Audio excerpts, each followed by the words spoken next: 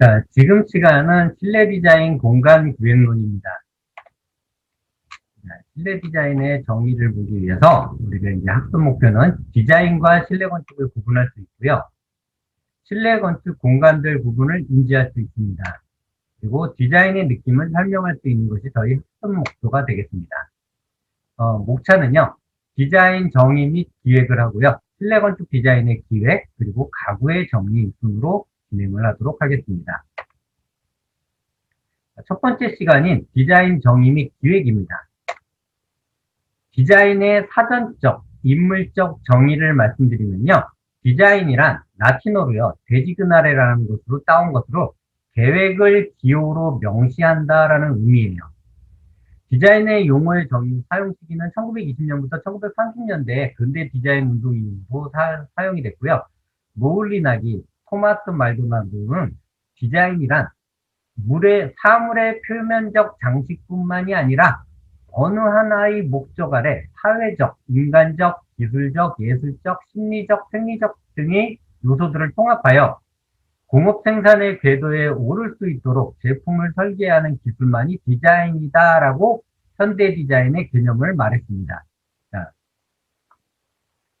디자인이란 용어가 사용된 시대적 배경을 잠깐 보면 1920년부터 1930년대라는 것입니다. 이때는 이미 산업혁명 이후로 근대 산업화 시대가 가장 활발한 시대였습니다. 또한 1923년 뉴욕 증시를 중심으로 경제적인 폭락과 함께 대공황이 가장 크게 문제가 야기게 됐던 부분이고요. 대공황의 원인으로 봤을 때는 우리가 산업 일꾼들이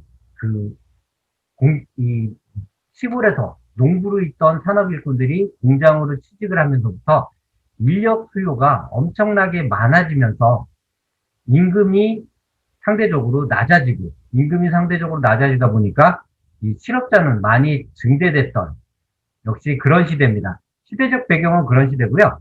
역시 마찬가지로 공장은 그만큼 활발하게 움직였다라는 것이고, 이 인력 부분에 대해서 이 대공황 시대가 오다 보니까 실제로 더 많은 공장주들은 더 많은 생산을 이룩해서 더 많은 생산 이후에 우리가 제품값을 떨어뜨리면 수요가 높아진다라는 경제론을 가지고 움직였던 시대라는 것을 말씀드리고 싶어요. 그러다 보니까 공장들은 굉장히 많아졌죠.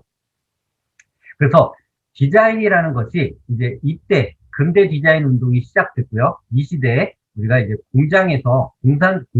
공업 생산의 궤도를 오를 수 있도록 제품을 설계하는 기술만이 아니라 우리 디자인은 표면적 장식이 아니라 인간의 모든 부분을 같이 가지고 가야 된다라는 개념이 체계화된 시기라고 얘기를 할 수 있겠습니다. 자, 디자인의 구성으로는요, 합목적성, 친밀성, 독창성, 경제성이 있는데 이 디자인의 구성과 인테리어 디자인의 목적은 달라요. 그렇기 때문에 디자인의 구성은 실내건축 산업기사를 준비하고 계신 분들은 이게 이해를 하고 계시면 좋을 것 같고요. 실내건축 산업기사가 아니라 실내건축 기능사만을 준비하시는 분들은 이 부분은 사실상 지금 현재 당장은 중요한 부분은 아닙니다. 하지만 디자인을 시작하는 사람들로서 알고 계셔야 되는 부분이라는 거죠. 자, 일단 한목적성부터 보겠습니다. 실용성과 요구되는 기능성을 충족시켜야 합니다. 즉, 차자는 차를 담고 그것을 마시기 위한 필요성이 있고요. 또는 시각적 아름다움을 포함하는 목적도 합치돼야 돼요. 여기에 추가로 차의 향이 더 향기롭다라고 했을 때는 이 미식적 의미가 더 합쳐져 있기 때문에 그 느낌을 더 아름답게 하겠죠. 그래서 찻잔이 아름다우면 일단 차를 마시고 싶다는 느낌이 드는데, 찻잔은 차를 담기 위해서 어느 정도의 양을 담아야 될지에 기능성을 요구시키는 것이 바로 한목적성이다라고 얘기할 수 있겠습니다. 친밀성은요, 주관적 성격이 강한 조건이다라고 얘기할 수 있겠는데요. 미를 보는 기준은 대중에 의한 객관적인 부분이 포함되어 있지만 주관적인 성격이 강합니다. 이 말이 무슨 말이냐면, 예를 들어서 녹색을 좋아하는 사람들은 녹색을 좋아하지만 빨간색을 좋아하는 사람들은 빨간색을 싫어해요. 상대적 성격인 주관적 성격이 강한 부분이고요. 대중에 의해서 공감되는 객관적인 미, 즉 누가 봐도 아름다운데 그 중에서 클라이언트가 좋아하는 주관적인 성향의 특성을 집어넣는 것도 좋다라는 것이 바로 심리성이 되겠습니다. 허용된 범위 내에서 개성 표현이 되어져야 합니다. 자, 독창성은요, 디자인을 대하는 태도, 자세, 아이디어 등등이 독창적이어야 합니다. 디자인의 핵심 요소가 되겠죠. 자, 모방도 하나의 독창성을 이끌어내는 중요한 부분이기도 하지만 모방은 모방일 뿐입니다.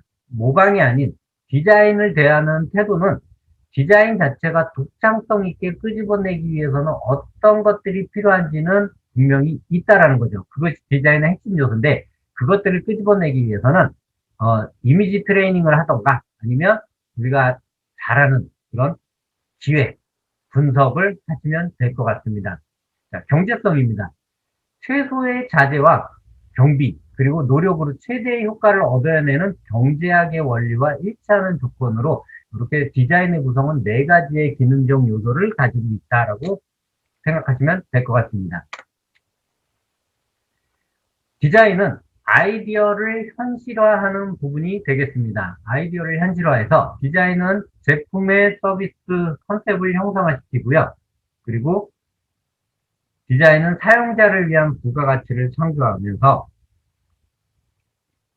디자인은 소비자가 감성적으로 될 수 있게 돕는 부분이 되겠습니다. 그래서 이런 부분들이 각각 디자인이 주는 중요한 부분이 된다라는 것을 우리가 확인할 수 있겠습니다. 자, 중요한 사례를 한번 보겠습니다. 왼쪽 상단부, 우리 지금 여기 나와 있는 게 이제 코스트코입니다. 코스트코에서 나오는 얘기인데요. 처음에는 코스트코가 굉장히 몇 년 동안 삼성카드로 그렇게 시도를 했었는데, 현대카드가 디자인팀에서 이제 새로 이 스타카드사를 이제 이 공개 입찰을 했을 때, 코스트코가 가장 중요시하는 디자인 부분을 건드렸어요. 물론 이 뒤에 있는 뭐 카드 수수료의 인하 뭐 등등에 대한 얘기는 저는 정확하게 몰라요. 하지만 디자인으로서는 확실히 성공했다라고 얘기할 수 있는 부분이 되겠습니다. 무슨 얘기냐면 현대카드가 이제 삼성카드로 계속 코스트코에서 십몇 년 동안 사용을 하다가 갑자기 현대카드로 이제 스탁 기간을 바꿔요. 바꾸는 이유가 이 코스트코의 이미지를 만족시켰어요. 이렇게 코스트코만이 느낌이 들 수 있는 카드의 디자인으로 디자인팀에서 변경을 했다라는 거죠. 또 하나, 아래 보시면 이제 이 성공 사례를 토대로 현대카드가 스타벅스 또는 각종 기업들에 이제 도전을 하기 시작해요. 그래서 그 기업의 색채가 날 수 있게 카드를 이미지 디자인을 변경을 해서 굉장히 성공한 사례로 꼽습니다. 그 각각의 기업의 특색에 맞게 그 기업 특색에 맞는 조건을 형성시키는 것이 디자인팀이 나타내서 산업의 경제성 효과를 같이 끌어당기는 그런 효과를 나타내고 있다는 것은 굉장히 디자인적 차원으로 중요한 부분이다라고 말씀드릴 수 있겠습니다. 자, 디자인 기획입니다. 우리가 이제 디자인을 하다 보면 아이디어를 끄집어내려고 굉장히 노력들을 많이 하세요. 어떤 TV 예능 프로그램에서는 그 만화가가 아이디어를 끄집어내기 위해서 혼자 등산을 해요. 막 땀을 뻘뻘 흘리면서. 창의적 과정은 그만큼 본인과의 싸움이고 본인이 얼만큼 힘들어야 하는지, 산에 올라가면서 만화가가 몸은 계속 힘들게 하지만 머릿속으로는 계속 창의적 생각을 머릿속에 띄우고 있다라는 거죠. 이것이 이제 아이디어 발송 방법인데, 우리 디자이너는 이 아이디어 발송 방법을 이런 이미지 트레이닝을 시작으로 많이 사용을 해요. 그래서 일단 뭔가를 연상을 해요. 예를 들어서 우리가 책상을 디자인을 하려고 해요. 책상을 연상을 합니다. 그러면 이런 각가지 방법을 다 사용을 해요. 그래서 비교 분류하고 책상도 사무용 책상이냐 학생용 책상이냐 아니면 그냥 주부들 책상이냐의 비교 분류를 하고요. 그리고 PC본이라는 것을 이용해서 PC본이라는 것은 일단 주요한 이거 잠깐 볼게요. 이렇게 주요한 내용, 책상이라는 라인은 하나로 가요. 근데 이 책상과 나눠서 학생용, 주부용, 업무용 이렇게 나눠져요. 그리고 또 하나 나눠집니다. 책상에 서랍장이 한 단이냐, 두 단이냐, 세 단이냐. 그리고 또 나눠지죠. 이렇게 나눠져서 이 책상이 가지고 있는 크기, 그 다음에 재질, 그 다음에 경제성, 어떤 나무를 써야지 더 싸게 살 수 있고 대중들이 편안하게 간직할 수 있을까라고 해서 최종 결론에 도달하는 것, 이거를 물고기의 뼈를 닮은 모양이라고 해서 PC본 기획 방법 또는 PC본 아이디어 발휘 방법이라고 얘기를 합니다.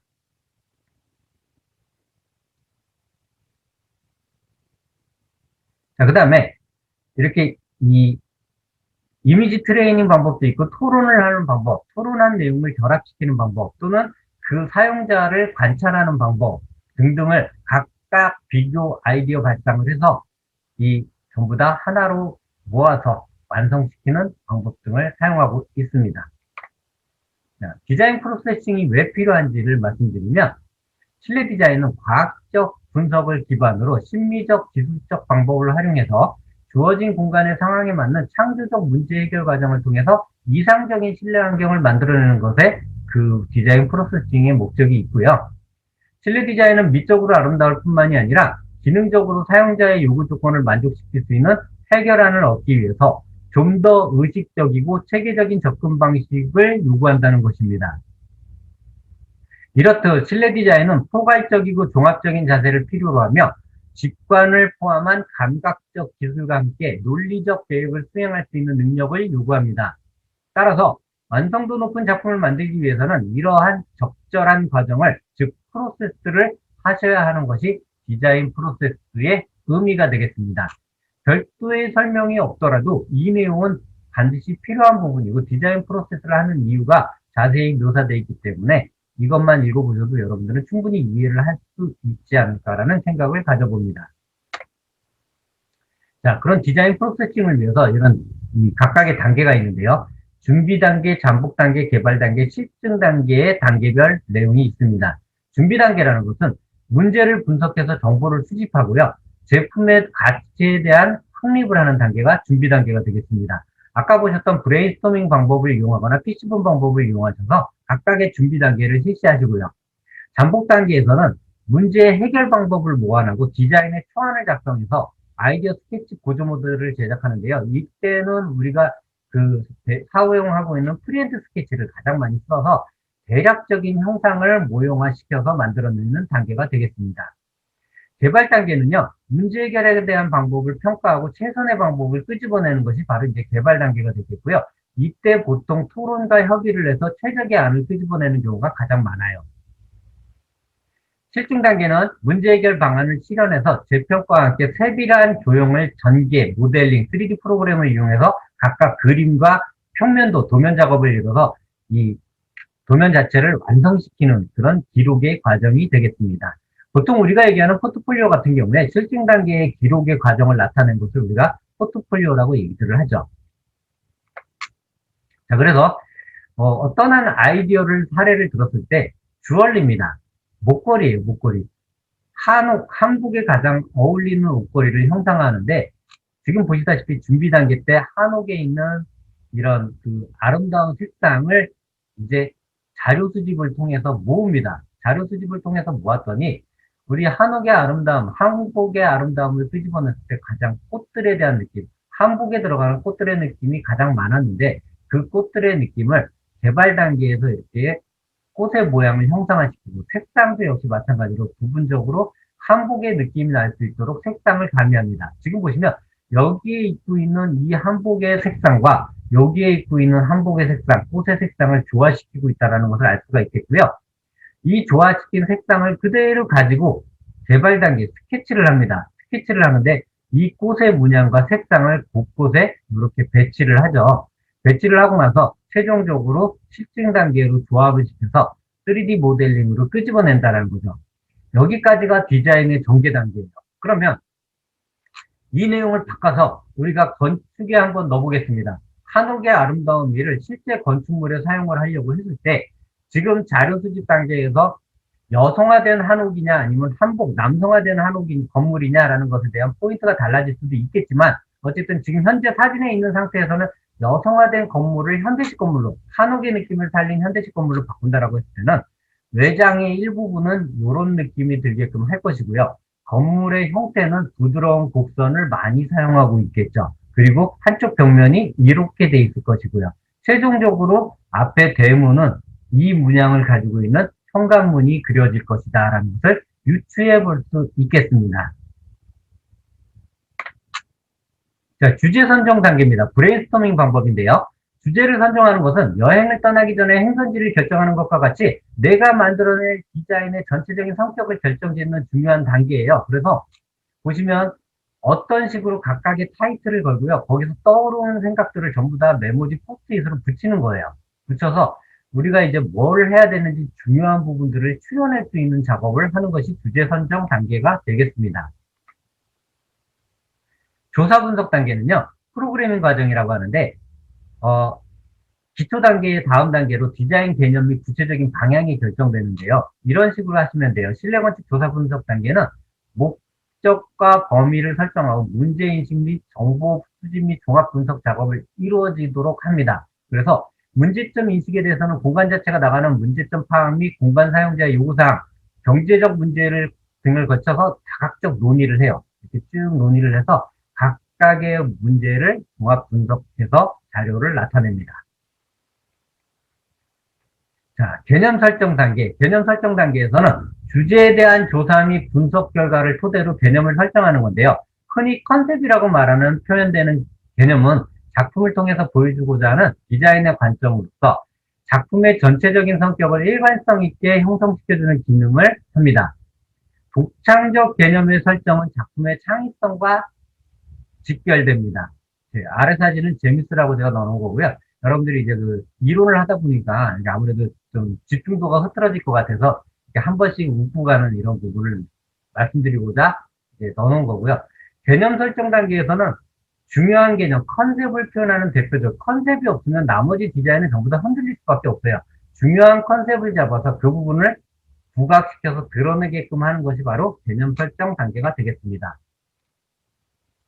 디자인은요, 초기 구상 과정, 대안 작성, 평가 과정, 최종한 정리 과정으로 나눌 수 있는데요. 개념을 기본으로 해서 다양한 대안이 검토되고 진행 과정에서 오류가 발견되거나 보다 나은 대안을 찾아질 경우에 전 단계로 돌아가서 다시 검증하고요.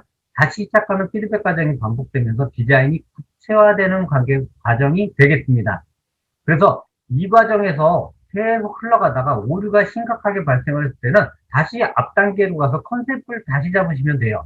그런 식으로 디자인 구성 단계를 진행하시면 됩니다. 자, 디자인의 실체화 단계입니다. 프리핸드 스케치 및 3차원 기법을 이용해서 본인의 디자인을 실체화하는 과정인데요. 그림을 보시면 이해가 되실 거예요. 어떤 물체를 통해서 그 선글라스죠. 어떤 물체를 통해서 그 물체의 디자인 컨셉을 했던 것을 끄집어내기 시작합니다. 끄집어내서 결과물을 실체화시키는 작업들을 진행을 하고 있죠. 이 부분에서 우리가 앞서 시간에 말씀드렸다시피 디자인에서 애니메이션을 놓치고 갈 수 없는 부분들이 바로 이런 부분들이에요. 우리가 애니메이션 부분에서 나타내고 있는 부분들을 이쪽으로 가지고 와서 디자인을 실체화하는 단계에서도 굉장히 많이 사용하는 부분이 되겠습니다. 그래서 건축 부분에서는 결국 이런 식으로 결국 형체화시켜서 내가 원하고자 하는 디자인의 방향성을 나타내주는 단계를 많이 만들어냅니다. 이제 렌더링 단계예요. 렌더링은 말 그대로 3차원 기법을 이용해서 이렇게 스케치를 한 것을 정말 제품화될 수 있도록, 이게 제품화가 가능한지를 가늠해 볼 수 있는 거기도 하지만 실제로 이렇게 제품화가 된다는 걸 현실화 있게 또는 클라이언트한테 이해시킬 수 있는 과정이 되겠습니다. 그래서 우리가 스케치로 작업한 작업을 3D로 표현을 해서 이 공간 안에 내가 지금 쳐다보고 있다는 느낌이 정확하게 들면 그 클라이언트, 건축을 잘 모르는 클라이언트라도 누구나 다 이해를 할 수 있는 부분이 될 수 있는 단계가 바로 이 렌더링 단계가 되겠습니다.